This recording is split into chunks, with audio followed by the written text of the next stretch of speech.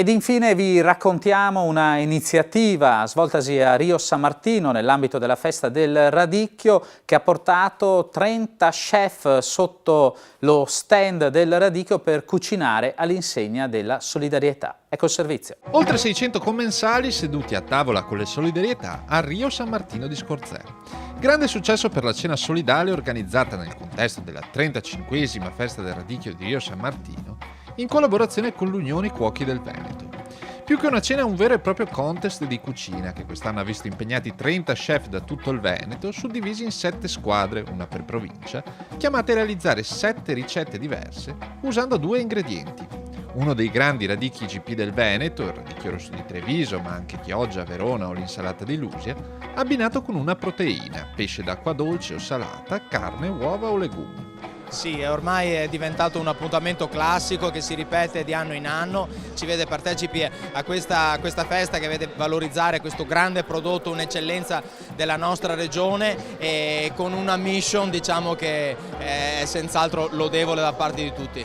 Un trionfo dell'alta cucina all'interno del Palaradicchio di Rio San Martino, dove ad eccellere è stata anche la grande organizzazione della festa. Ognuna delle squadre ai fornelli ha infatti dovuto preparare ben 250 piatti per i commensali, impiegando complessivamente oltre un quintale di radicchio, da cucinare con tanti prodotti tipici messi a disposizione dalle aziende venete che hanno sposato la causa solidale dell'iniziativa. Ecco, questo qui devo dire è stato uno sforzo molto importante, molto impegnativo, ma c'è stata una grande soddisfazione perché siamo riusciti a coordinare, convogliare a Rio 7 province con 7 team che declinano i radicchi e i prodotti veneti in dei piatti, vorrei dire, fantastici. E a vincere alla fine è proprio la solidarietà, con il ricavato della serata donata all'associazione Altre Parole, che opera per l'umanizzazione delle cure nel reparto di oncologia dell'ospedale di Cittadella. Un gesto che si aggiunge alle numerose iniziative solidali portate avanti dalla festa del radicchio di Rio San Martino. Quest'anno diciamo che abbiamo, come ogni anno, indirizziamo a situazioni che con una certa continuità, anche per dare, diciamo così, un aiuto continuo, però poi ci sono eventi straordinari.